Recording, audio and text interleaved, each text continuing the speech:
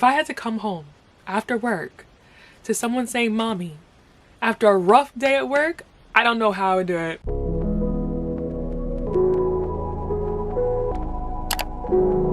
Hey y'all, welcome back to my channel. It's your girl Joyce here at Joy of My Life. I do fashion, beauty, tech, vlogs, and all that beautiful stuff. So if you want to see more, hit that subscribe button down below. So I had this idea for this video last year because last year made 5 years since I was out of college, which was actually insane.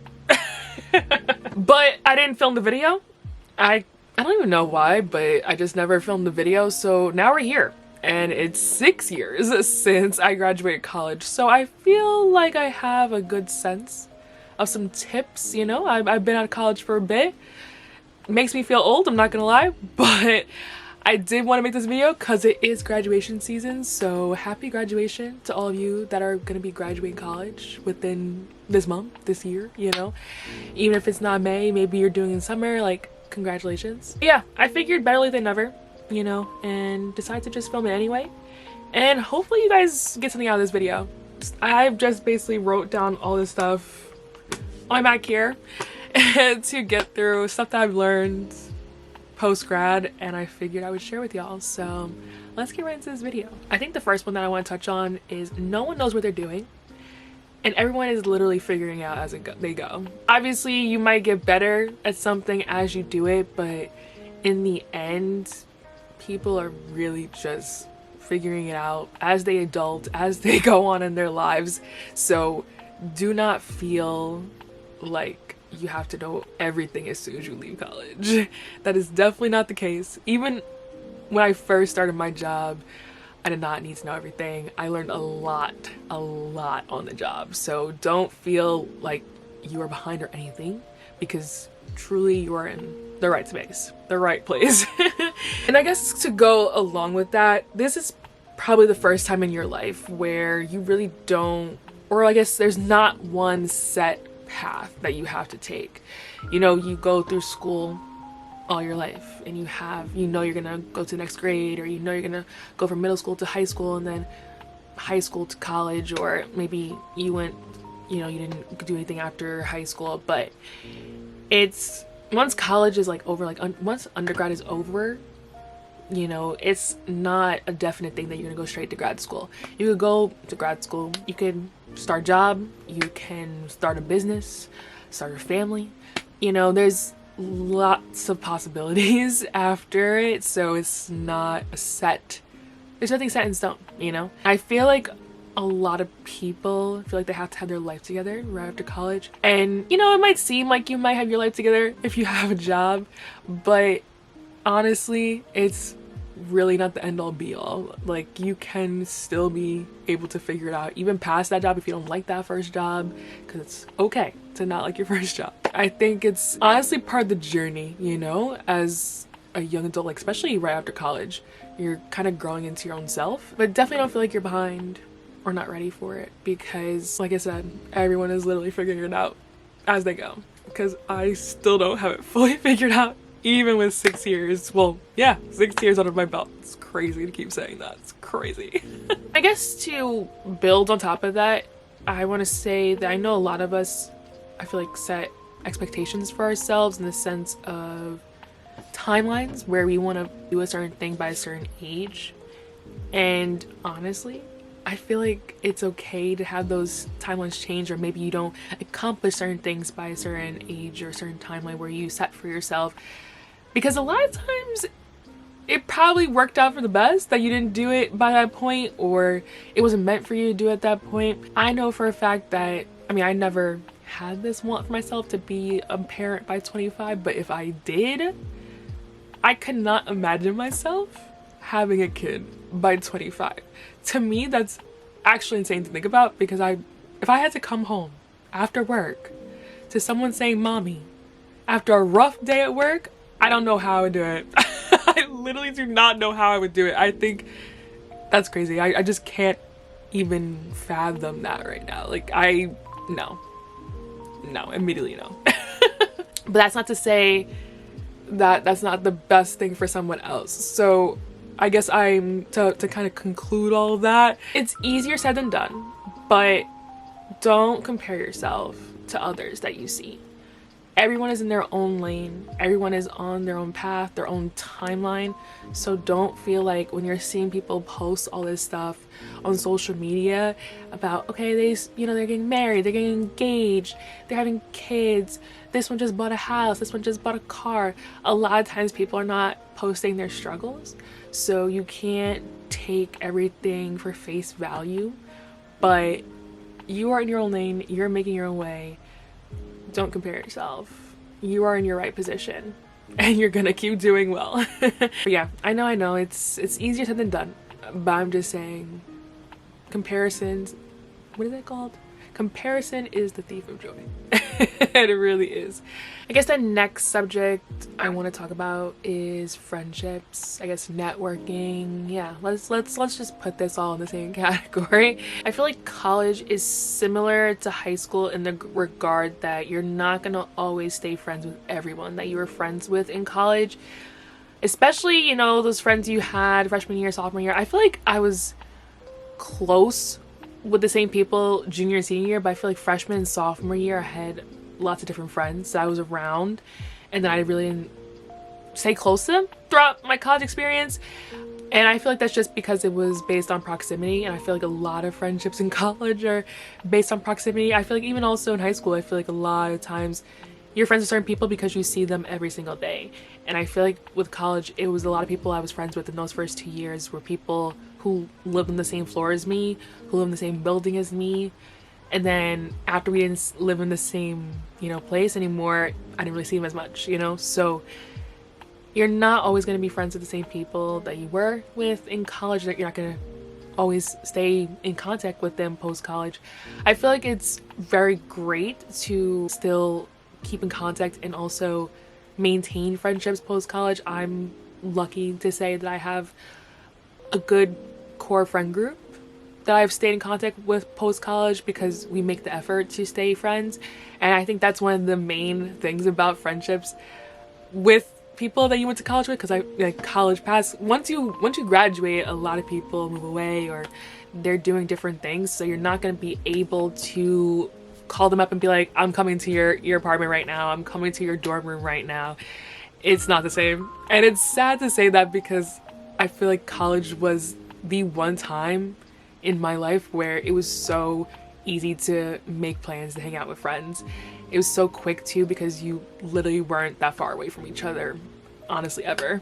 So I think it's a big transition to go from seeing your friends maybe every day, like living with them, to then not seeing your friends for months on end because they're in a completely different state or across the country or across the world. Maybe they are abroad now. So adult friendships mean a lot more because you have to make the effort to keep them, especially to check in, to make plans. But I think they're also really rewarding because they've seen you grow, especially from college now, post-grad. It's a great testament to your growth, honestly. I feel like a lot of my friends that I've been friends with since college, we've all grown in different ways. And it's so cool to see my friends do lots of different things and feed their passions, So I think adult friendships definitely mean a lot more. I will also say though, if you want to completely start fresh, I feel like graduation is definitely an opportunity to let go of people that don't serve you anymore, that maybe you just want to keep as part of in your networking, circle, or, maybe just you don't want to be as close with certain people anymore. You just decide hey, I want to make new friends, because you definitely will make new friends post-grad. Let me tell you, I have made some great friends in my job. I made a lot of great work friends post-grad, and it was great. It was really great to have that. I didn't expect to right away, but it did happen naturally, and I have some really great friends because of it. But you'll definitely find new friends, even if it doesn't have to be at work. You could, maybe you do a hobby outside of work, and you make friends in that class, or you make friends in that club, wherever it is. So it's definitely possible. And sometimes those could be your lifelong friends as well. So all in all, I feel like don't put so many high expectations on your friendships, especially like if you're really trying to keep friendships post college. You know, a lot of people get busy. You kind of get to a point where you understand that everyone has lots of different schedules and it's sometimes hard to keep up and hard to, you know, catch up with one another. But I feel like, what's that saying? What is that saying? People come into your life for a reason, a season, or a lifetime, I think it's called. I think that's the saying. I feel like that's really true. I mean, I can't attest to the lifetime part right now, but I feel that a lot, you know, my college friends were there for that season. I think they made college for me. Like, they made college what it is for me, you know?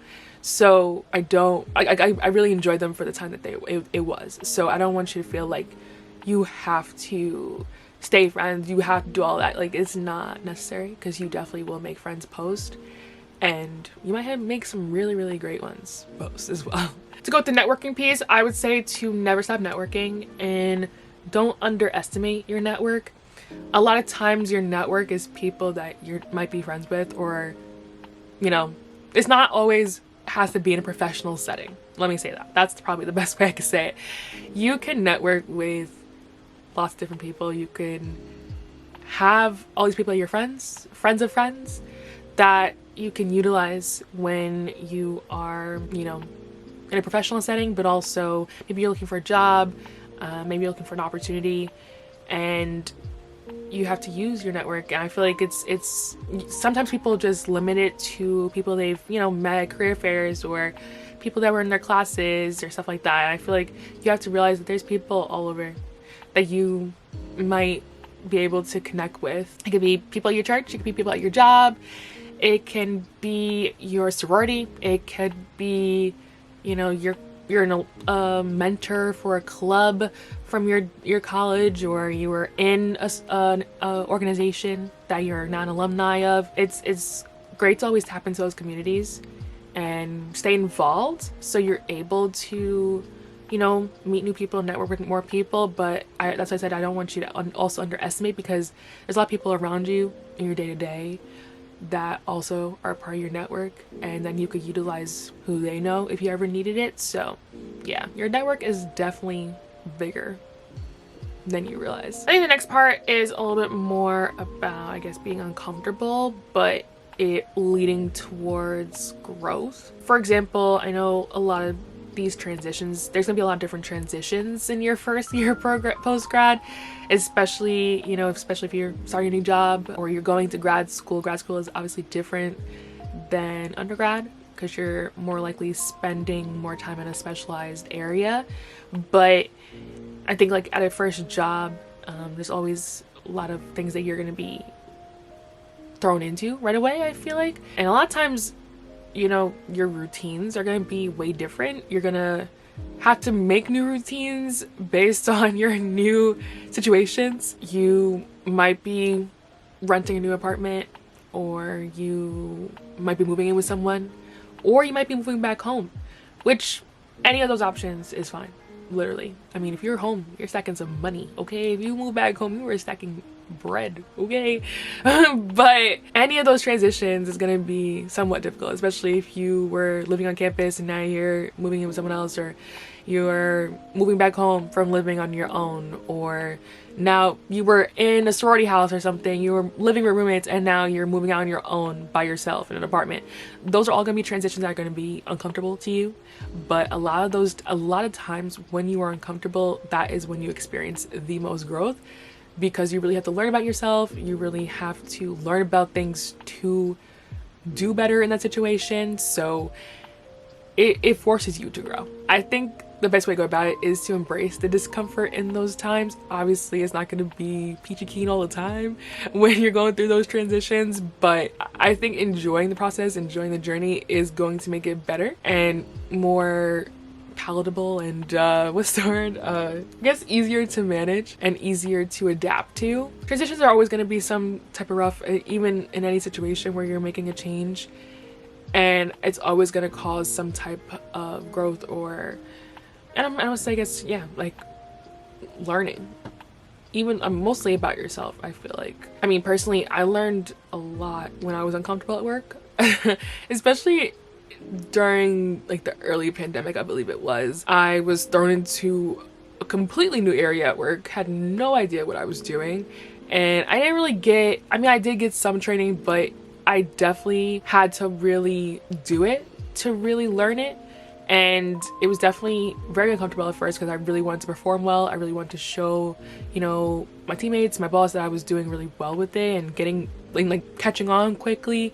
So it was definitely in that time where I was really trying to do as much as I could to perform and honestly do good by my team. So I grew a lot in that time period because I definitely learned how to efficiently teach myself, and also I guess got better at asking questions, or asking better questions, I might like say, because I would be more specific in my questions and kind of verifying what I did to really show that I was, you know, getting the hang of it, honestly, because there's a lot of yeah, let's not get into it because it was definitely a lot of Excel and everything that I had really never thought I would have to do, and the fact that it became something that I was literally using almost every day was kind of crazy to me. But a lot of times when you're uncomfortable, you really grow the most. So I'm gonna leave you with that. I guess quick fire ones,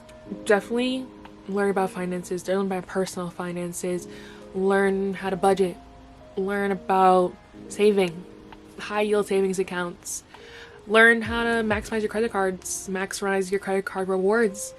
I'm starting getting into like reward points and maximizing my points for travel, and learning about being loyal to certain airlines or certain hotel chains to get more points and stuff like that. Like I've been really enjoying that process. Learn how to keep track of your expenses, or if you're not tracking them individually, keeping up with your expenses, seeing what you're spending on every month, and you know, learn how to budget that. Honestly, it's gonna help you in the long run. Definitely, you know, invest and make sure you're, you know, thinking about retirement too. You know, some of those retirement accounts.